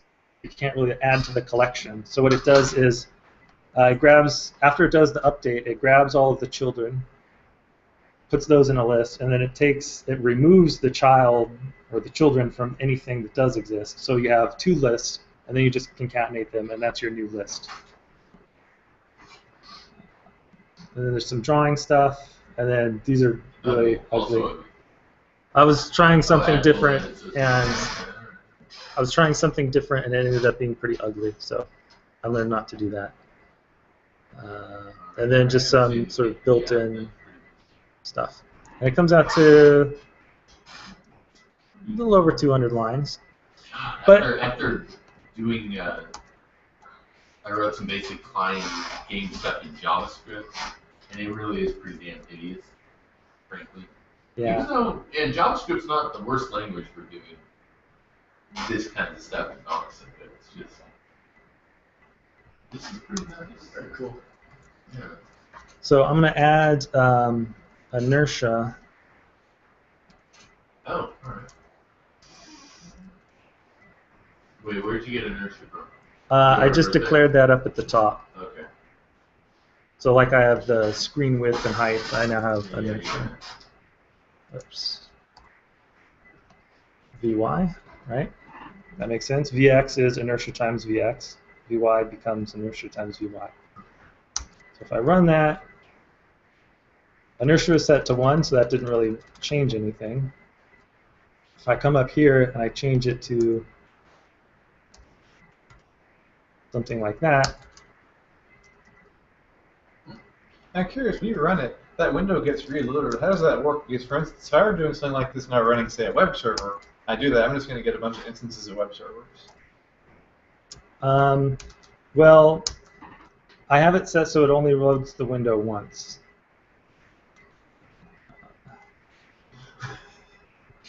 So everything lost all of its inertia because it was just sitting there. Press the button really fast to get it to shoot fast. So we'll start it over. Yeah, when you write these games, you can make them better. That's kind of the cool part. Like you don't die, and you can just shoot forever. Oops. First two upgrades that. Yeah, it never gets. Okay, so everything is kind of slowly slowing down because I have inertia set at 0.99. Just like in space, you slowly slow down. Good point. No friction. I am tangent fishing, and I know which fish always bites. One of my favorite space scenes is when they take the M&Ms and they make the double lights, and they're rotating freely in space around each other. So I just wanted to show that you can do like something other than adding numbers, and you can modify it as it's running. And that is, you do more than cons and lists. yeah. Getting out of control. How do you kick this off? What's the main or whatever? Oh, okay. So there's a main. This def sketch is the library that I'm using, Quill. It's a wrapper around processing. Just because I didn't feel like dealing with swing. You know, Clojure makes things easy, but there's still some things that are not worth doing the hard way. And then if you call the main function, it will start everything off. It will create the window and all that. So is demo what kind of like kicks off all the stuff, or what's? That's the name of the sketch. The def sketch is the one where you give it your callbacks and all that, and it will create the window for you and set everything in motion. Awesome.